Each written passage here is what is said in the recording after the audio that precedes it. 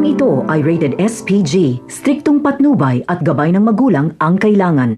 Hindi pa man na idedeklara kung sino ang mga nanalo sa botohan ay alam na ng mga Guerrero na talo sila. Kaya naman, hindi nga dito makakapayag si Roberto. Hindi niya matatanggap na isang pipitsugin at walang pinag-aralan lang na si Tanggol ang makakatalo sa kanila. Kaya dito nagagawa ng hakbang si Roberto para ipatumba si Tanggol. Ipag-uutos niya nga kay Lucio na tambangan ang sasakyan nila Tanggol habang pauwi ang mga ito.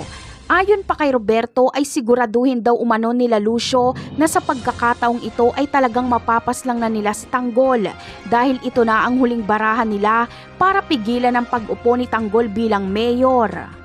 Samantala, habang nasa biyahe nga sila Tanggol ay nag-aalala nga si Marites na pagkatapos nga ng mga nangyari ay baka paghigantihan si Tanggol na mga Guerrero. Ngunit matapang na sinagot ito ni Tanggol at sinabing kahit anong oras ay handa siya para harapin ang banta ng mga Guerrero sa kanila.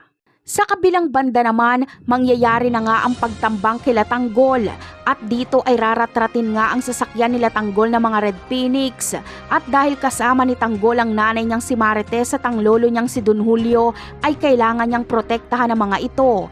Kaya sa mga oras na ito ay dihadong-dihado ang kalagayan nila Tanggol dahil mag-isa niya lang na hinaharap ang mga Red Phoenix at sa kasamaang palad ay malalagay sa alanganin sila Tanggol dahil malalaglag sa tulay ang sasakyan nila at makukuha nila si Tanggol para dalhin kay Roberto.